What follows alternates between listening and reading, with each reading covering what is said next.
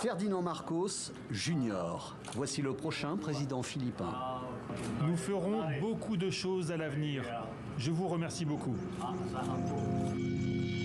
36 ans après la déchéance de Ferdinand et Imelda Marcos, le soulèvement populaire, l'exil à Hawaï, 3 décennies après les fêtes somptueuses, les bijoux, la fameuse collection de chaussures de madame, les 10 milliards de dollars volés dans les caisses du pays, mais aussi les disparitions d'opposants et les tortures, le nom Marcos est donc de retour au sommet de l'exécutif philippin. C'est dans la province de Ilocos Norte que la famille Marcos s'est réimplantée, où elle a patiemment tissé un réseau d'influence pour faire élire les siens à des postes de plus en plus élevés, comme l'indique ce panneau. Il existe pourtant dans la constitution philippine un texte interdisant le principe de dynastie politique.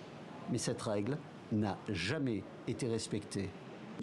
Vous ne pouvez pas attendre d'une Assemblée nationale composée exclusivement de dynasties qu'elle respecte une loi anti-dynastie.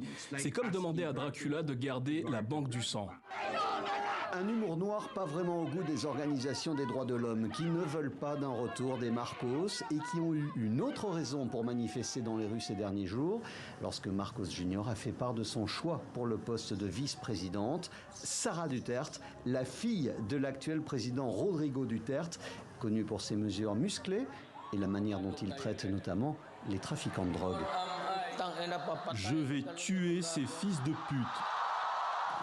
Manille attend la proclamation des résultats définitifs de la présidentielle. La confirmation que le pays sera une fois de plus divisé, sauf pour quelques familles qui, elles, resserrent les liens.